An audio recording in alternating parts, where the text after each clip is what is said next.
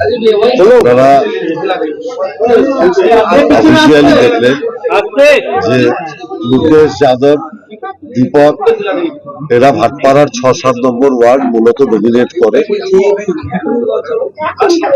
গত লোকসভা নির্বাচনেও এরা অর্জুন সিং এর হয়ে নির্বাচন করেছিল।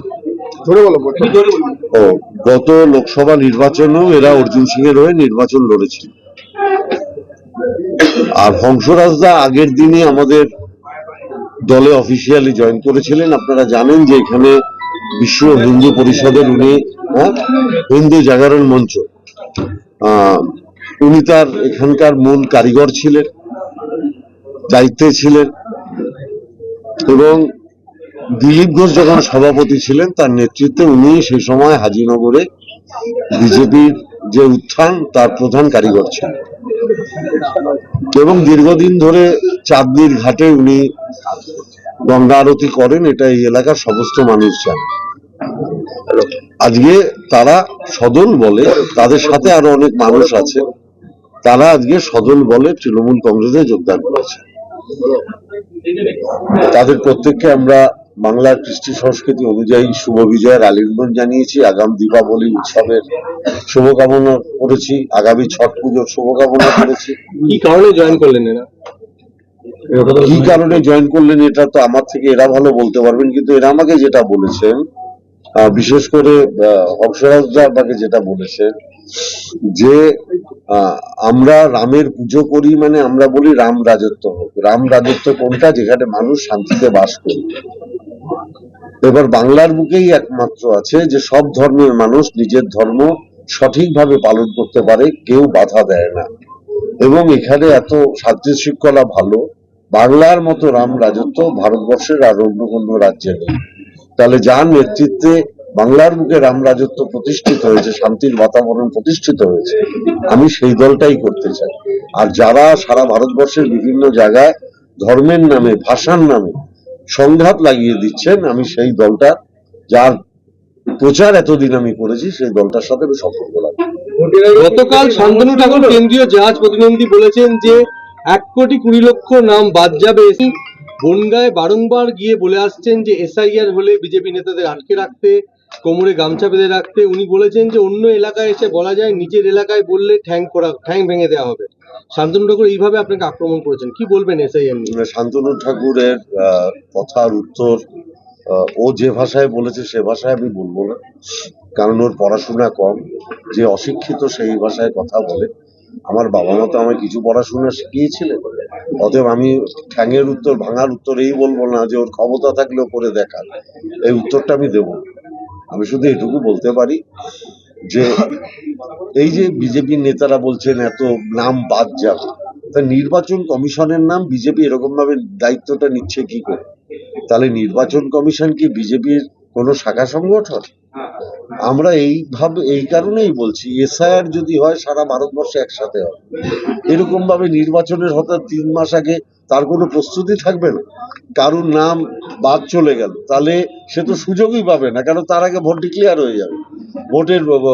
ভোটার তালিকা একবার প্রকাশ হয়ে গেলে তার নাম যদি এসআইআর এ বাদ যায়, তার তোলার ক্ষমতা কোথা থেকে?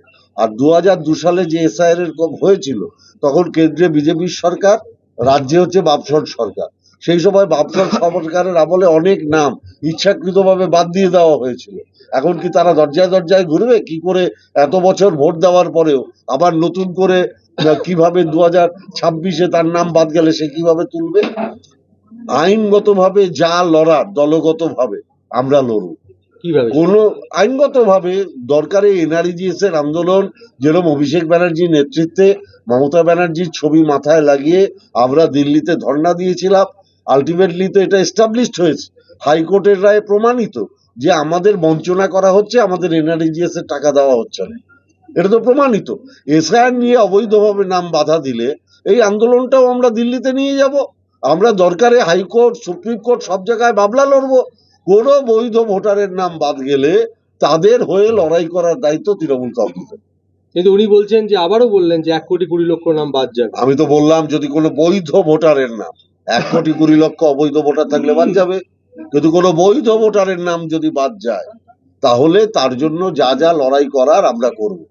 আর একটা কথা পরিষ্কার ভাষায় বলে রাখি, শান্তনু ঠাকুর এটা বলে একদিক থেকে এলাকার মানুষের বোঝা উচিত কাকে সাংসদ করেছেন।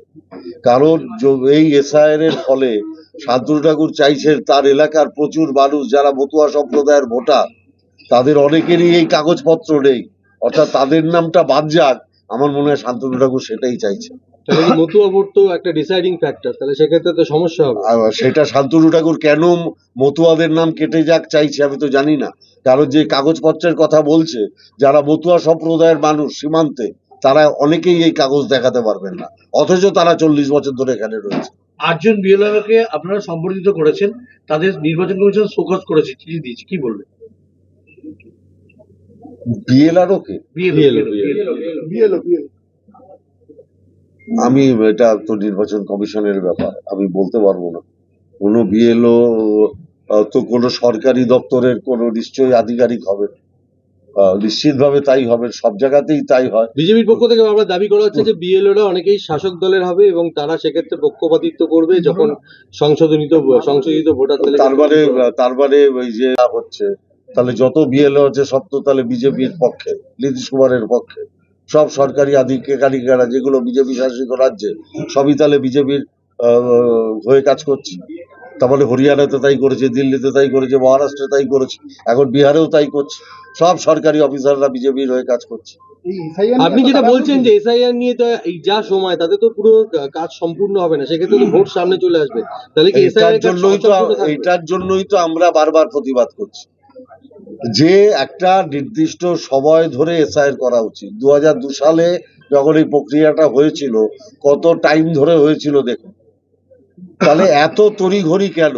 আর হঠাৎ করে নির্দিষ্ট রাজ্যে নির্বাচনের আগে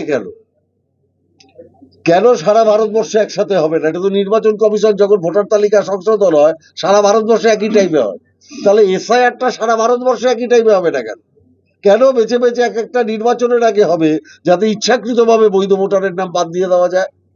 আমরা স্পেসিফিক্যালি বলছি, কোনো বৈধ ভোটারের নাম বাদ গেলে তার জন্য আইনগতভাবে আমাদের যা যা করা দরকার সেটা আমরা করব, আবার সাংগঠনিকভাবে যা যা করা দরকার সেটাও আমরা করব। সেটা কিভাবে সাংগঠনিক আমরা একদম পুরো দেখবো, বাড়ি টু বাড়ি যাব, কোনো বৈধ ভোটারের নাম বাদ পড়ছে কিনা, কার কি কাগজপত্রের অসুবিধা আছে সেগুলো ব্যবস্থা করবো। আপনারা কি সমান্তরাল ভাবে সমীক্ষা চালাবেন? হ্যাঁ, 100বার সাংগঠনিক কিভাবে। আর এই যে সংগঠনের দায়িত্বই তো তাই, বাড়ি বাড়ি স্কুটিনি হবে, যে বাসিবা আপনার এই কাগজগুলো আছে কিনা, আর আইনগতভাবে লড়াই হবে, এটা করা যায় না। কিন্তু বিএলওরও তো বাড়িতে যাবেন, তাহলে কি আপনারা কি একসাথেই যাবেন? না না না না না, আমরা আমাদের মতো যাব। আমার পাড়ায় আমি তো চিনি, বিজেপি তো সে লোক নেই। পাড়াগত ভাবে তো যদি নৈহাটিতে 214টা বুথ থাকে, 100টা বুথে লোক নেই। পাড়ায় বাড়ি বাড়ি যাবার মতো লোক নেই, পাড়ায় কেউ চেনে না। সব তো সন্ধ্যাবেলা মদের আড্ডায় বসে থাকে, গাঁজা খায়, এই তো বিজেপি। পাড়ায় তো যোগাযোগ করবেন যাদের নাম বাদ যেতে পারে। না না, আমরা আগে থেকে কি করে চিহ্নিত করবো? আমরা দেখবো বৈধ ভোটার কেউ বাদ যাচ্ছে, স্পেসিফিক বৈধ ভোটার। আপনারা এইটার উপরে জোর দিন, কোন বৈধ ভোটারের নাম অন্যায়ভাবে বাদ দিলে আমরা তার জন্য যারা দীর্ঘদিন ধরে ভোট দিচ্ছে, যারা এখানে বসবাস করে, তাদের কথা বলছি। ভোটের আগে ইডি সিবিআই আপনাদের প্রত্যেকটি এটা বাংলার মানুষ জানে। এই এসআইআর নিয়ে পশ্চিমবঙ্গে তাড়াহুড়ো কিসে? তাহলে ওইটাই তো আমি স্পেসিফিক্যালি বলবো। আরে হলে তো সারা ভারতবর্ষে একসাথে হবে, একটা টাইম ফ্রেম ধরে হবে। তাহলে নির্বাচন কমিশনের মাথায় কি আছে, এসআইআর না নির্বাচন কমিশন বিজেপির একটা শাখা সংগঠন হিসেবে কাজ করছে? অর্থাৎ অন্য একটা প্রশ্ন করছি, গতকাল বাগদায় একটা বিজয় সম্মেলনীতে দেখা যাচ্ছে সৌমেন বাবু ছিল, তিনি সরাসরি বিশ্বজিৎ দাসকে আক্রমণ করেছেন যে 2021-এ তৃণমূল ছেড়ে বিজেপিতে চলে গেছিলেন, তিনি সুবিধাবাদী, আমি তোলা তুলি না, এই ধরনের কথা বলেছেন এবং তাকে নাম না করে আরো আক্রমণ করেছেন মমতা ঠাকুর। কি বলবেন? আমি যেটা জানি না, আমি সে সম্পর্কে কোনো কথা বলবো না। তবে আমি ব্যক্তিগতভাবে মনে করি, যারা দলের প্রকৃত সৈনিক তারা কোনোদিন দলের আভ্যন্তরীণ কথা প্রেসের সামনে বলেন। প্রকাশ্য সবাই বলেছে। না না, বলেন, আমি কি বললাম? আমি মনে করি যারা দলের প্রকৃত সৈনিক তারা দলের ভিতরের কথা কোনোদিন বাইরে প্রকাশ করে। কিন্তু দলের চেয়ারম্যান হিসেবে মমতা ঠাকুর জেলা সভাপতি, আমি কি বললাম? যারা দলের প্রকৃত সৈনিক এবার সেই কোন ক্যাটাগরিতে কাকে ফেলবেন সেটা আপনাদের বিচার্য বিষয়।